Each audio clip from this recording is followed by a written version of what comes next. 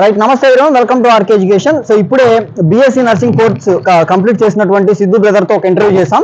so ఈ ఇంటర్వ్యూలో BSc nursing course అంటే ఏంటి, ఈ బీఎస్సీ నర్సింగ్ కోర్స్ లో జాయిన్ అవ్వడానికి ఎలిజిబిలిటీ క్రైటీరియా ఏంటి, అదేవిధంగా ఈ బీఎస్సీ నర్సింగ్ కోర్స్ డ్యూరేషన్ ఎంత ఉంటుంది, అదేవిధంగా బీఎస్సీ చదవడానికి ఎన్ని సంవత్సరాలు పడుతుంది, అదేవిధంగా సో బీఎస్సీ నర్సింగ్ చదవడానికి ఎంత ఖర్చు అవుతుంది, అదేవిధంగా ఒక బీఎస్సీ నర్సింగ్ చదువుతున్నటువంటి స్టూడెంట్ లైఫ్ లో ఒక డేలో ఎట్లాంటి షెడ్యూల్ ఉంటుంది, అదేవిధంగా ఎలాంటి సబ్జెక్ట్స్ చదువుతూ ఉంటాం, సెమిస్టర్స్ ఏ విధంగా ఉంటాయి, అదేవిధంగా బీఎస్సీ నర్సింగ్ చదవడానికి ఎట్లాంటి క్వాలిటీస్ ఉన్నటువంటి కాలేజెస్ ఎంచుకోవాలి, అదేవిధంగా ఎట్లాంటి క్వాలిటీస్ ఉన్నటువంటి స్టూడెంట్స్ ఈ బీఎస్సీ నర్సింగ్ కోర్స్ చదవడానికి పనికొస్తారు, అదేవిధంగా ఏపీలో ఉన్నటువంటి టాప్ బీఎస్సీ నర్సింగ్ కాలేజెస్ ఏంటి, అదేవిధంగా బీఎస్సీ నర్సింగ్ కోర్స్ కంప్లీట్ చేసిన తర్వాత ఎట్లాంటి జాబ్ ఆపర్చునిటీస్ ఉంటాయి, ఎట్లాంటి శాలరీస్ వస్తాయి, సో ఈ బీఎస్సీ నర్సింగ్ కంప్లీట్ చేసిన తర్వాత ఎట్లాంటి ఫర్దర్ స్టడీస్ చదువుకోవాలంటే ఎట్లాంటి అవకాశాలు ఉన్నాయి, సో ఈ బీఎస్సీ నర్సింగ్ కోర్సు కష్టంగా ఉంటుందా, అదేవిధంగా బీఎస్సీ కోర్స్ కంప్లీట్ చేసిన తర్వాత మనం ఏదైనా ఫర్దర్గా చెప్పాను అది